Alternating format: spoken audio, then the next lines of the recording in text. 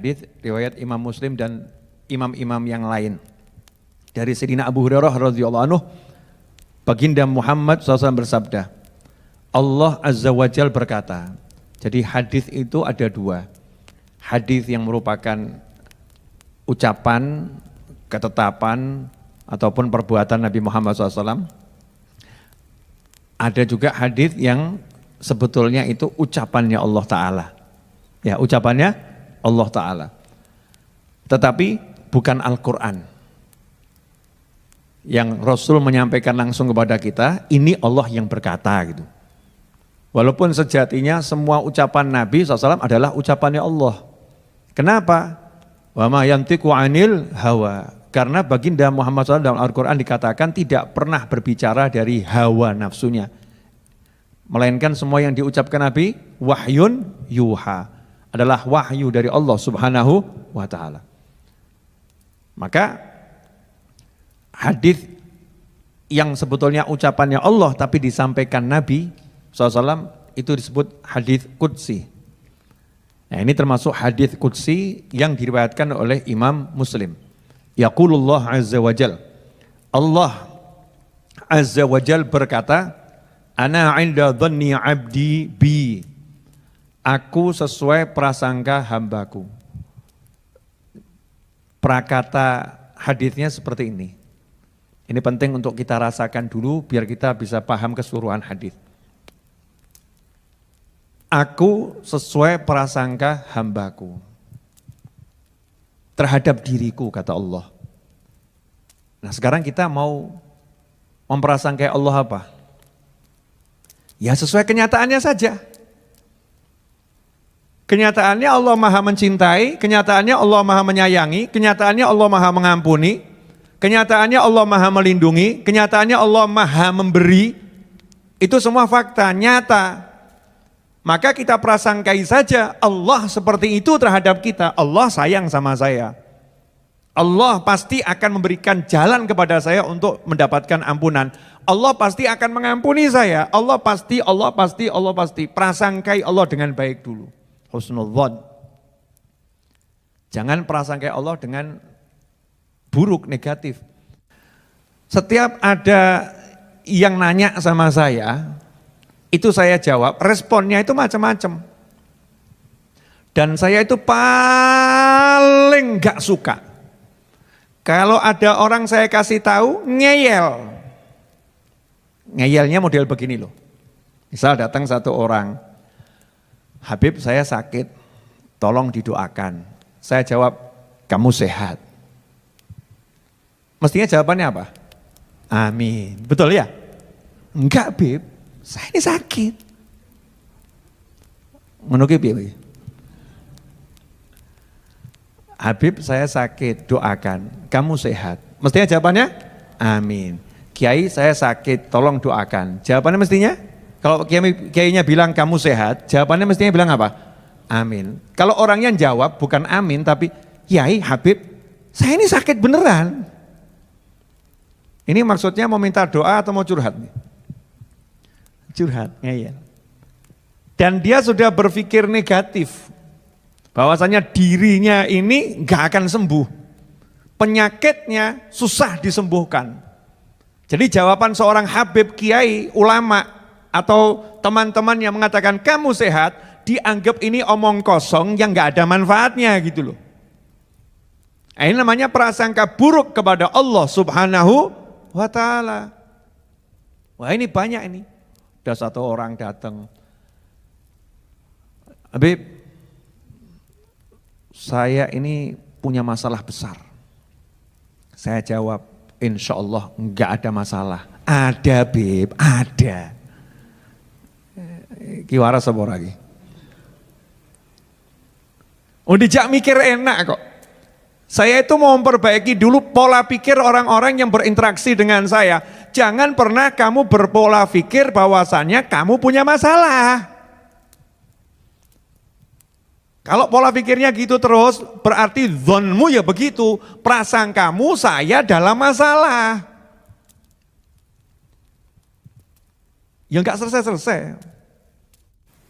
Ini kan pola pikirnya apa nih? Pola pikir negatif semua, gak ada positifnya. Datang satu orang, Bib, doakan saya ini segera punya keturunan. Sudah 20 tahun saya menikah, belum punya keturunan. Kan gitu. Saya jawab, insya Allah kamu datang ke dokter yang satu itu, insya Allah kamu akan diberi keturunan sama Allah Ta'ala. Jawab, Beb, kalau urusan dokter saya udah keliling dunia. Gak ada hasilnya. Duh, kurang ajar toh. Mendahului kersane Gusti Allah, betul kan ya? Mendahului insya Allah. Udah dibilang insya Allah kok mendahului insya Allah. Berarti insya dia. Bukan insya Allah itu. Jika dia mau. Bukan jika Allah mau. Saya udah keliling capek ke dokter. Insya Allah. Mestinya kan amin. Amin, amin Bib. Insya Allah. Di mana alamat dokternya? Kan begitu. Membangun cara berpikir yang positif. Nah, ini dalam kehidupan ini banyak teman-teman saya sesama muslim yang pola pikirnya itu nggak bisa positif gitu loh.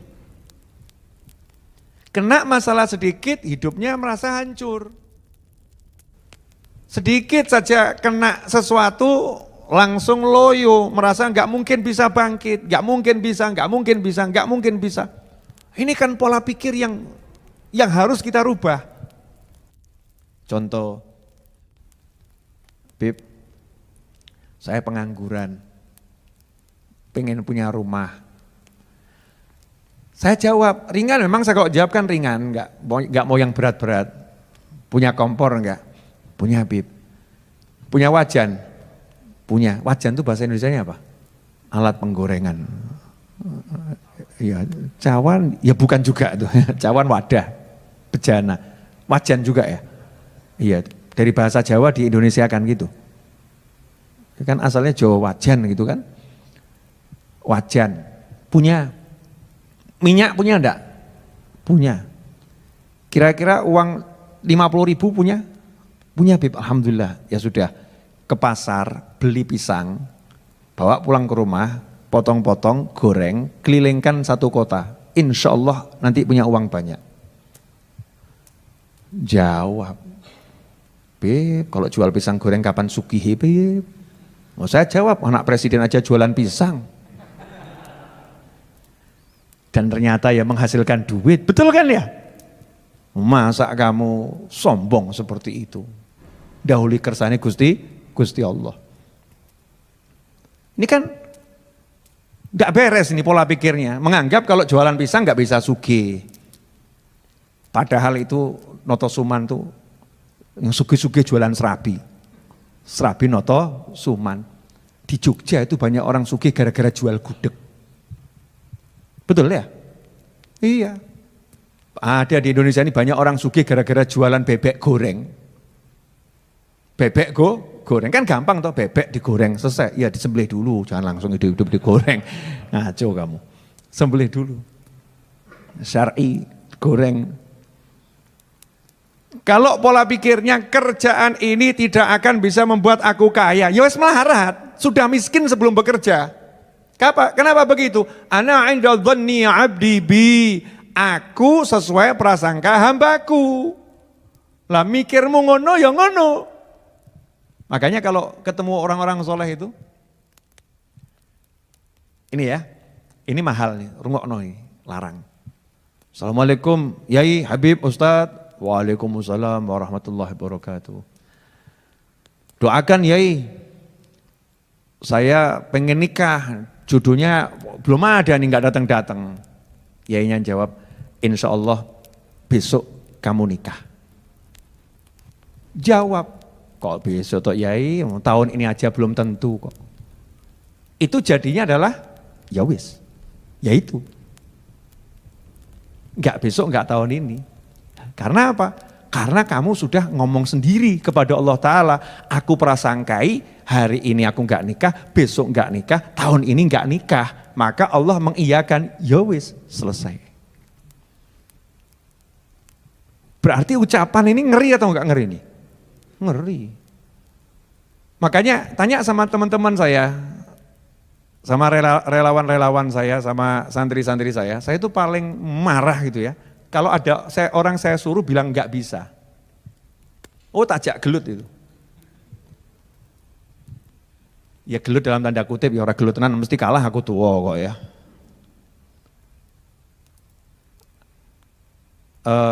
Kamu misal nih ya, beli tiket, gak ada Bib, gak mungkin dapat. Yang model begini nih, oh langsung saya coret, ya, tidak layak jadi murid saya. Kenapa? Kakek mikir, kebanyakan mikir. Kamu cari tiket, bismillah, sami'na wa ta'na. Nanti kalau udah keliling tutup kabeh baru laporan, tutup Bib. Kan betul gitu.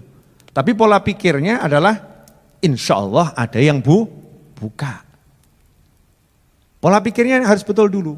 Dulu saya kalau guru saya ngomong sesuatu saya nggak pernah ngomong nggak bisa. Nggak pernah ngomong nggak bisa.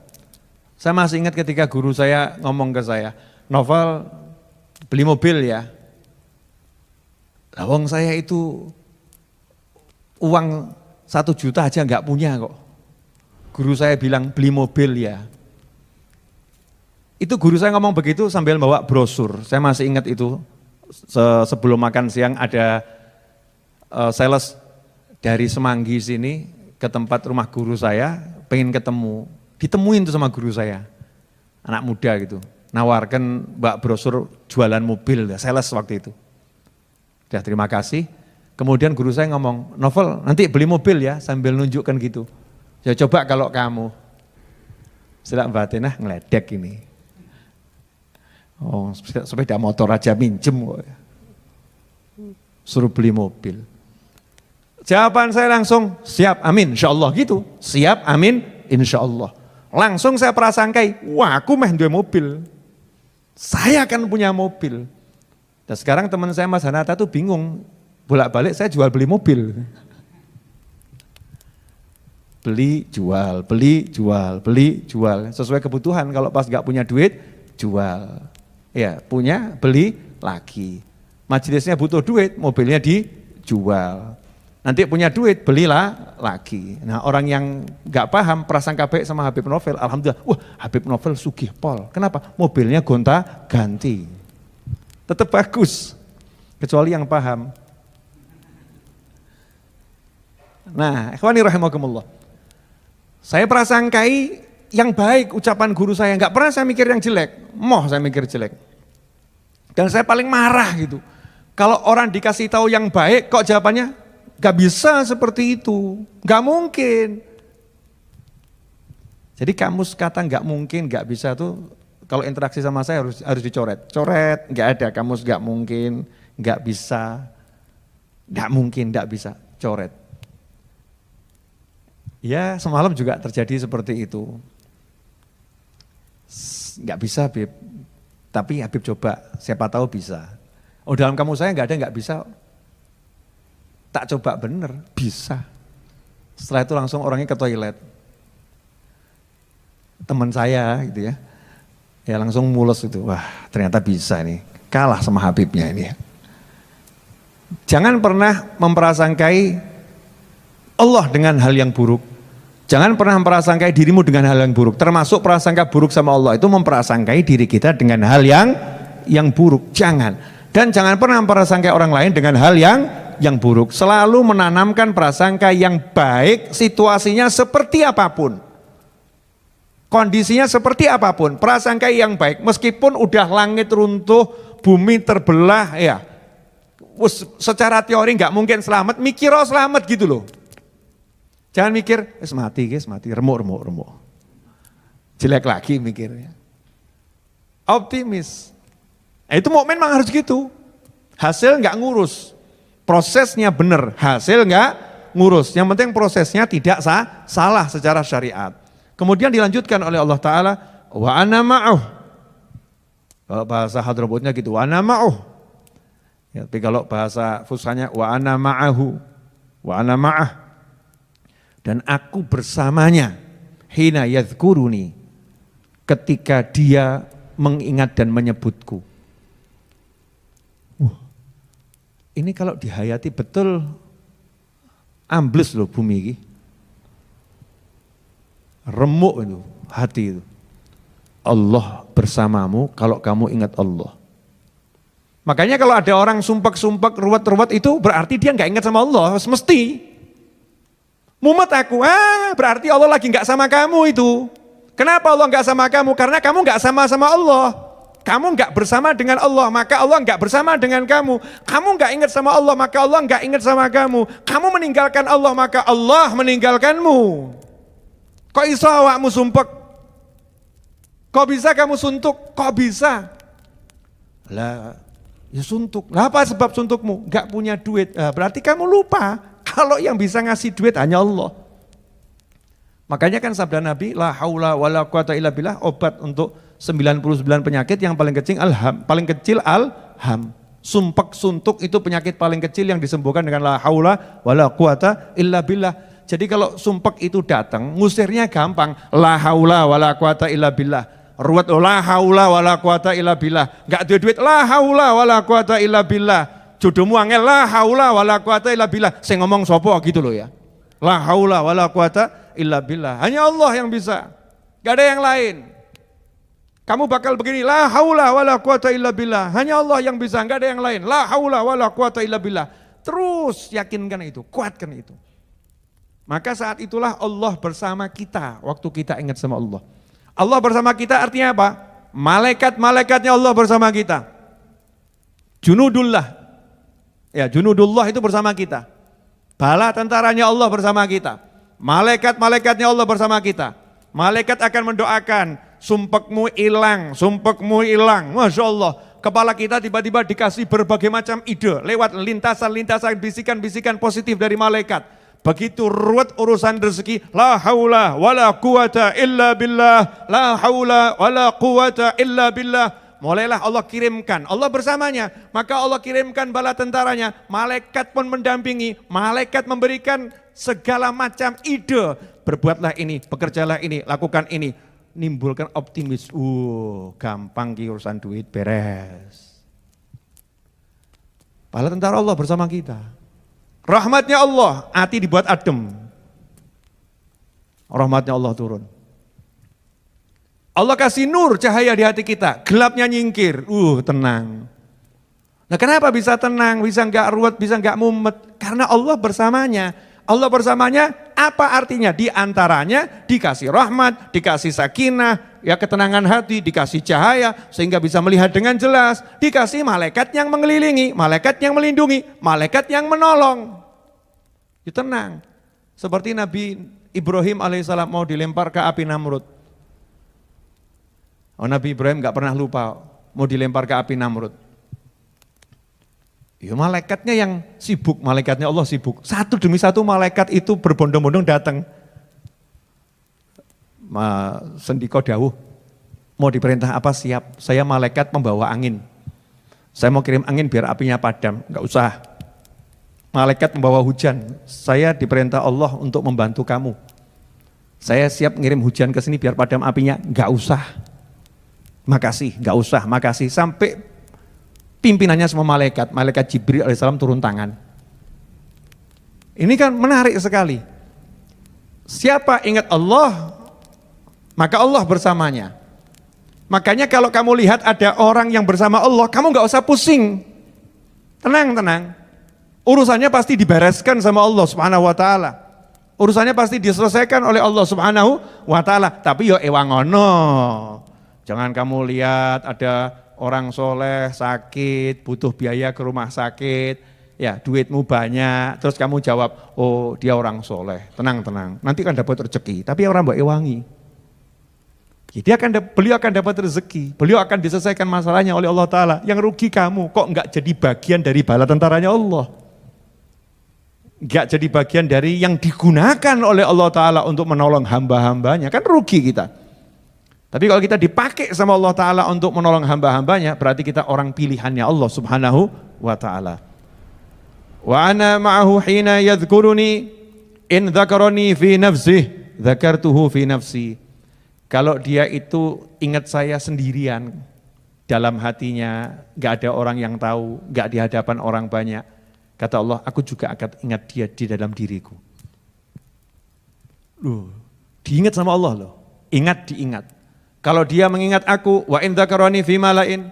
Kalau dia mengingat aku di hadapan orang banyak, misalnya di pasar, la ilaha illallah wahdahu la syarikalah, lahul mulku walahul hamdu yuhyi wa huwa hayyun la yamut biyadil khair wa huwa ala kulli syai'in qadir. Dia baca 3 kali dengan suara keras. Kan di hadapan orang banyak, zikir bil jahar. Baik dia sendiri maupun berjamaah. Ini hadis termasuk dalil bolehnya zikir dengan suara keras di hadapan orang banyak. Atau zikir berjamaah bersama orang banyak. Hadisnya sahih, riwayat Imam Muslim dan yang lain. Kalau dia memang menyebut aku di hadap kelompok masyarakat, kelompok orang-orang, berarti kalau ada satu orang nyebut di kelompok orang, berarti orang ini kan diizinkan berzikir dengan suara keras di hadapan orang lain. Yang satu juga diizinkan berzikir di hadapan keras di hadapan orang lain.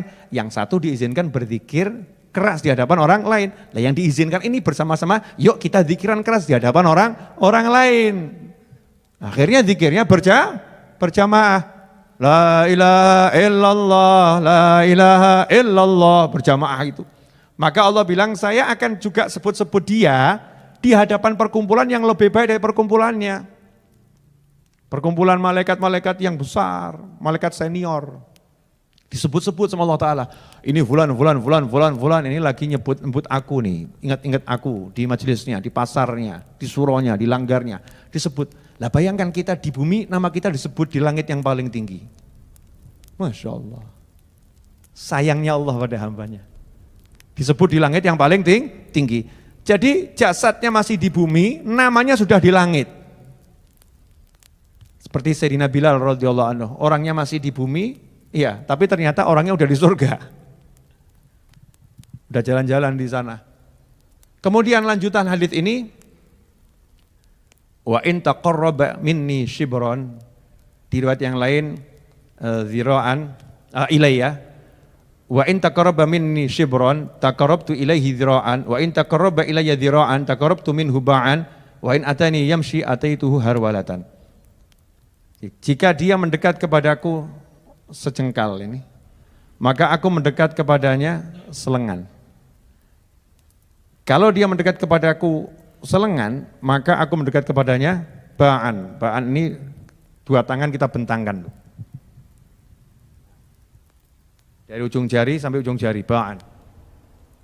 Jika dia mendekat kepadaku dengan berjalan kaki, maka aku akan berlari menghampirinya, berlari kecil menghampirinya. Jangan salah mengartikan hadis ini ya, ini bukan menyamakan Allah dengan makhluk. Bukan tasbih ya, bukan menyamakan Allah dengan makhluk. Maha suci Allah dari menyerupai makhluk. Tetapi ini adalah permisalan yang Allah berikan. Permisalan. Permisalan untuk apa? Mendekatkan pada pemahaman. Kalau ada orang itu mau mendekat kepada Allah sejengkal, artinya yo males pol gitu loh. Kitanya males pol. Mau mendekat tapi masih malesnya luar biasa. Malas, dengan malas mau mendekat pada Allah Subhanahu wa taala. Maka Allah akan melipat gandakan pahalanya. Yang segini jadi segini. Rahmatnya, ampunannya diganti sama Allah tuh 3 kali lipat. Ini kan yang selengan ini kan 3 kali lipatnya nih Shibron. Kalau ternyata dia selengan, Allah akan mendekat kepadanya 3 kali lipat lagi. 1, 2, 3. Ini karena pakai bahasa tubuh. Ukuran-ukuran yang dipahami orang Arab di masa itu. Karena kalau pakai meteran kan nggak mudeng, berapa meter gitu. Pakainya bahasa tubuh. Kalau ternyata dia mendatangiku dengan berjalan, aku mendatanginya dengan berlari. Artinya apa? Artinya ampunannya Allah itu lebih cepat daripada kita minta ampun. Allahumma gfirli, wes diampuni loh. Ya Allah beri saya rahmat, sudah dari rahmati. Datangnya rahmatnya Allah lebih cepat dari permintaanmu untuk minta rahmat. Datangnya ampunannya Allah lebih cepat daripada permintaanmu untuk minta ampun. Datangnya pertolongan Allah lebih cepat daripada permintaanmu minta tolong. Nah, cuman kadang-kadang kita ini yang menganggap makna pertolongan Allah itu kan beda-beda. Katanya saya kalau minta tolong sama Allah ditolong, tapi ternyata kok hutang saya nggak selesai-selesai. Ya, makna pertolongan Allah ini apa? Itu dibahas di pelajaran khusus, bukan malam hari ini. Ya, bukan malam hari ini. Nah, sampai titik ini mudah-mudahan cukup bisa dipahami bagaimana Allah itu lebih mendekat kepada hambanya ketimbang hamba itu mendekat pada Allah. Saya mau kasih ini mudah-mudahan bisa dirasakan. Kalau ada pekerja pengangguran,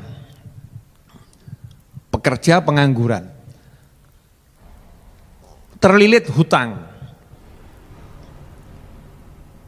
dan terancam diceraikan oleh istrinya, karena istrinya udah nggak kuat hidup dengan seorang suami yang nggak bisa memberi nafkah, bukan nggak mau ya, tapi nggak bisa memberi nafkah. Terus pekerja tadi mendatangi orang yang terkaya di desanya,